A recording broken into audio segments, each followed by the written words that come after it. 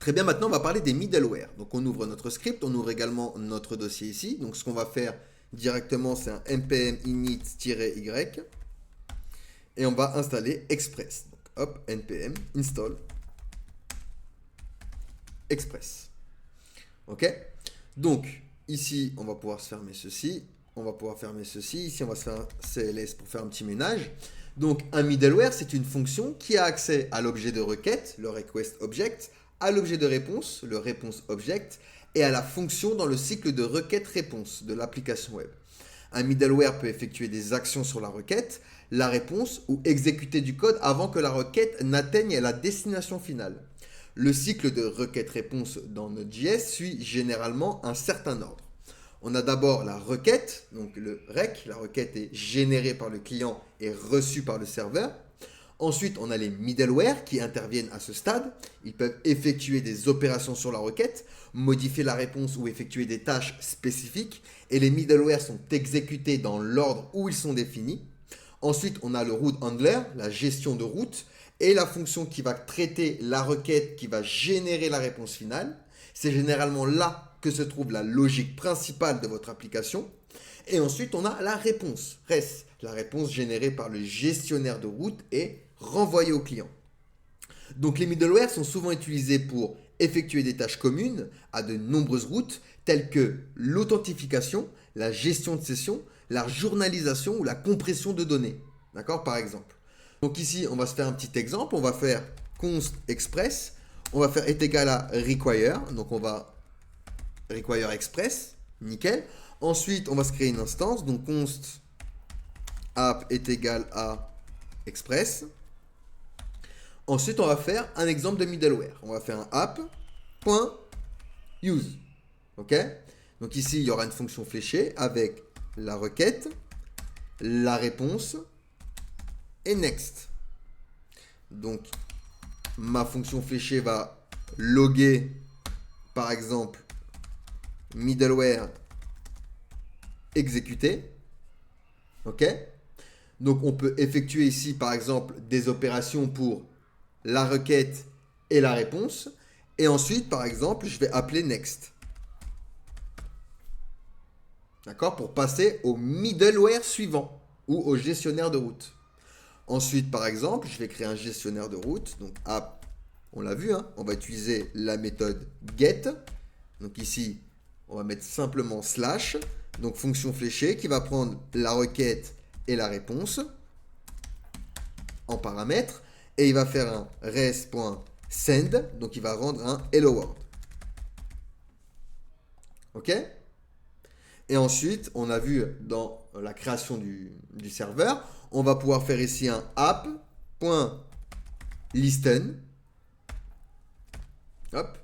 Et ici, on va lui donner un port. Donc, par exemple, 3000. On aurait pu le mettre dans une variable. Et une fonction fléchée qui va loguer entre template literals, le serveur et sur l'écoute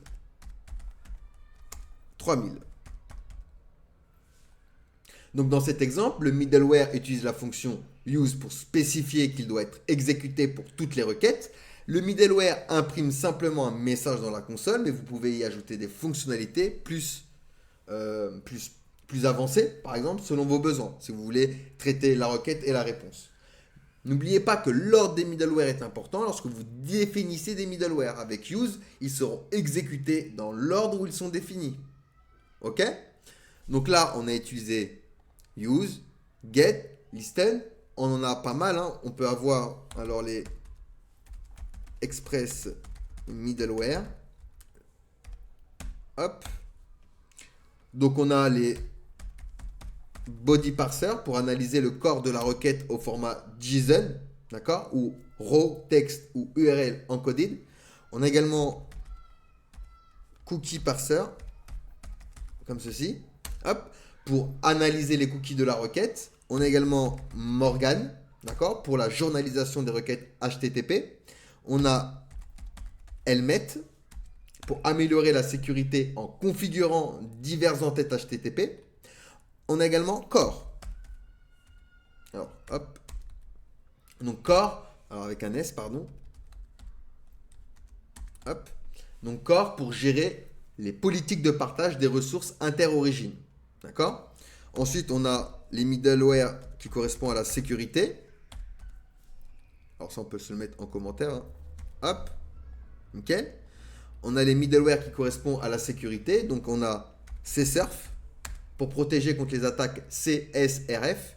Et on a également Helmet pour configurer les entêtes de sécurité. Ensuite, on a pour l'authentification et autorisation. Hop. Donc, on a passeport pour l'authentification. On a Express-6 JWT. Donc, c'est pour l'authentification basée sur JSON Web Token. On a également Express Session pour gérer les sessions. On a également ceux pour la compréhension et les performances. Hop. Ça, on peut se le mettre en commentaire. Donc, on a compression. Donc, c'est pour compresser les réponses HTTP. On a également les response time pour mesurer le temps de réponse du serveur. On a le limiteur pour limiter les taux de requête. On a également ceux pour la validation. Un des plus utilisés, c'est Express Validator. Hop. Donc, c'est pour valider des données de la requête. OK.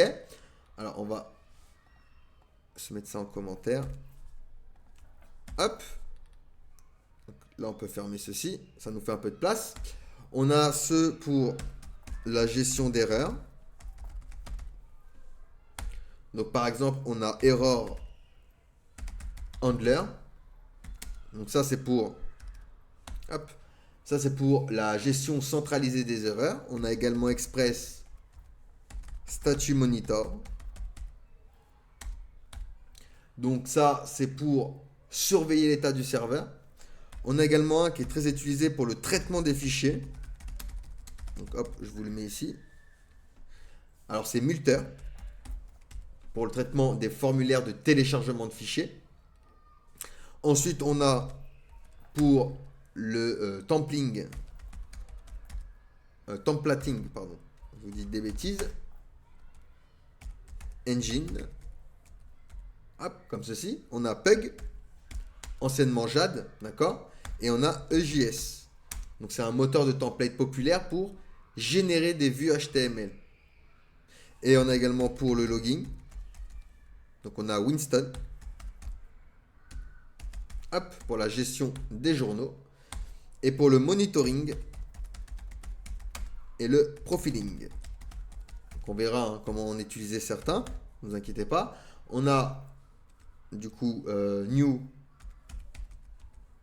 Relic. Hop, pour la surveillance des performances. Et on a ClinicJS pour le profilage des applications Node.js. D'accord? Ça, on peut le mettre en commentaire. Comme ça, on peut se le garder de côté. Donc, il en existe pas mal. Je vous montre ceux qui sont les plus utilisés. Donc, cela représente une petite sélection hein, des middleware disponibles en fonction des besoins que vous avez dans votre application. Vous pouvez choisir d'utiliser certains de ces middleware ou d'en chercher d'autres adaptés. Hein. Il n'y a pas de souci. Il y en a pas mal. Il y en a pour pas mal de choses, pas mal de fonctionnalités. Donc, je vous conseille de chercher un petit peu sur Internet ceux qui peuvent correspondre si vous avez un projet en cours. Et voilà, c'est des middleware que l'on peut utiliser, vous voyez, comme listen, comme get, comme use. D'accord? Ce sont des middleware. Donc voilà pour les middleware et le middleware next, bien sûr.